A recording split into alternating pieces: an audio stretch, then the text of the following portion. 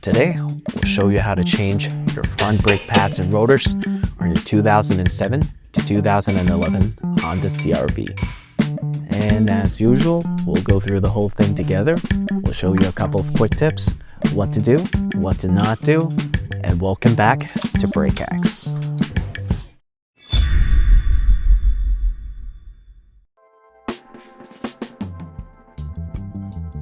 We turn the brakes to us, and that will give us a little bit more room to work on. And now there's two bolts holding the caliper. There's one on the top, there's one on the bottom, and we'll just use a breaker to break them both first. And now it's turning, we can just wrench it off.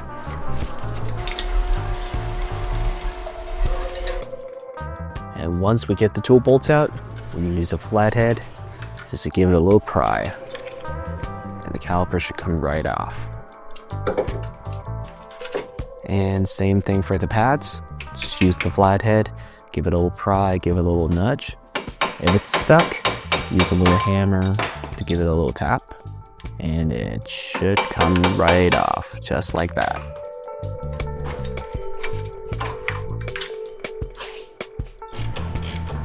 And once we get the pads off, we can now take the caliper bracket off. And the same thing, there's two bolts, and we'll break them first before we wrench them off.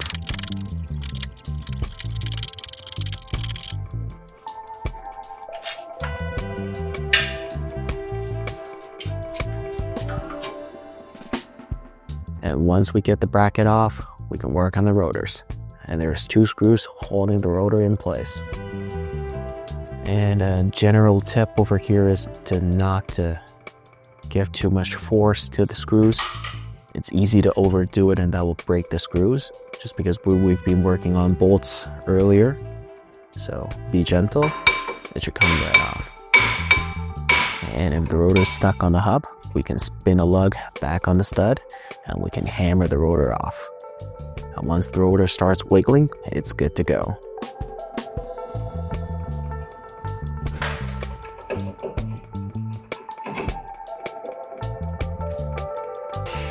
Now, we'll clean up the hub from brake dusts and rusts, so it's good for the new rotor. And if you have access to air tools, that's great. If you don't, just a simple wire brush would do the job. You'll just maybe be a bit more tired. And we'll be doing the same thing to the caliper bracket, where your new pads will be sitting on.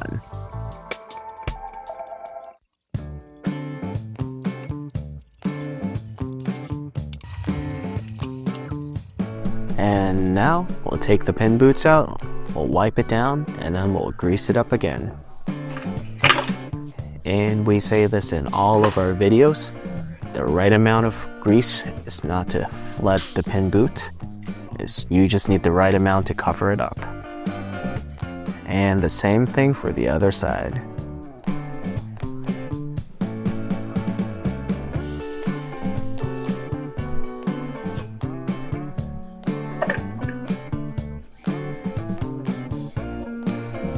Now when we're putting the pin boots back in, we'll want to gently push and pull the rubber part to check out if there's any cracks, if it's broken.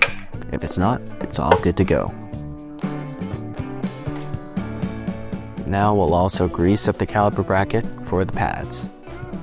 And it's the same story for this.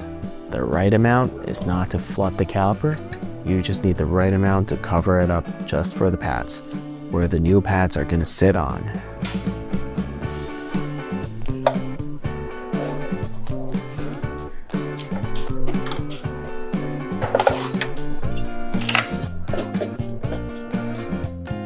And now the caliper's ready for the new clips.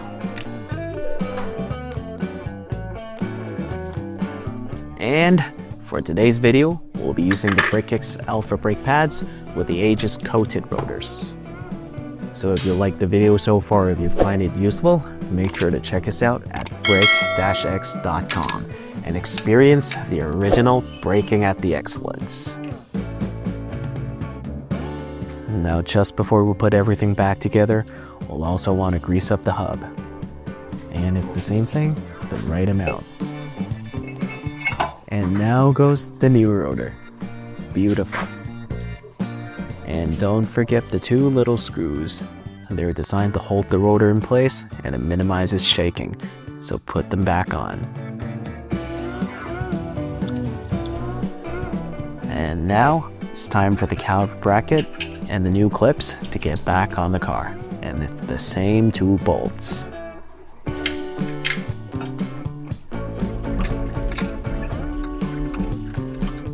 And make sure to tighten these two bolts. It holds the whole caliper in place. You don't want your brakes to be loose. And just wrench it up one more time to make sure it's tight.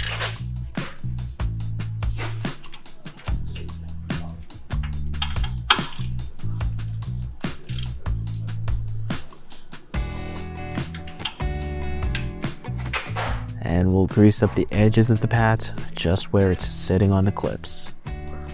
And it's the same story. The right amount, the right amount, the right amount. And it's very easy to overdo this part accidentally. So pay attention. And now, believe it or not, this is actually the biggest reason for faulty new brake pads. If we overdo it, and the greases gets squeezed into places where it shouldn't be, it's actually going to cause the brakes to shake, to vibrate, and it's not going to function properly. It's not ideal, so don't do it. And now before we put the caliper back on, we'll have to push the pistons back in. Now if you have access to this caliper piston tool, that's good. It's an easy push. If you don't, the C-clamp style piston tool would work. You just need to use a lot more effort to spin it back in.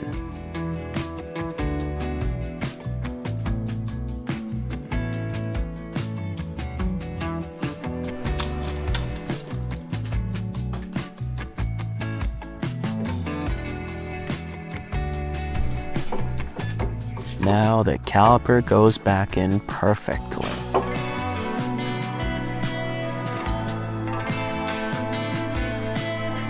And we can mount the two bolts down.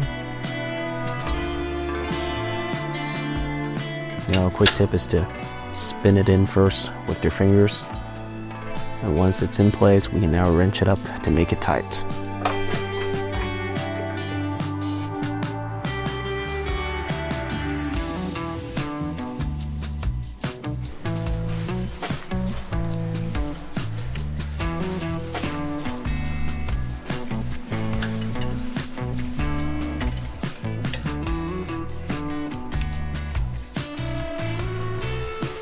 And great job, we're almost done.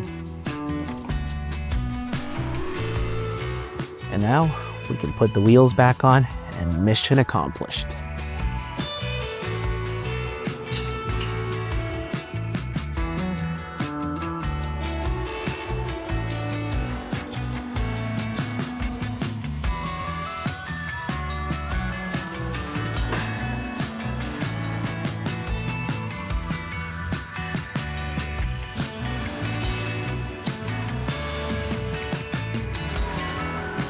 And a quick reminder, always tighten the lugs in a star-shaped pattern.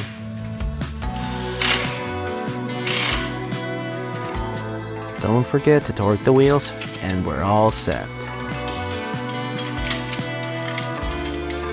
And once again, thank you for watching Brake X.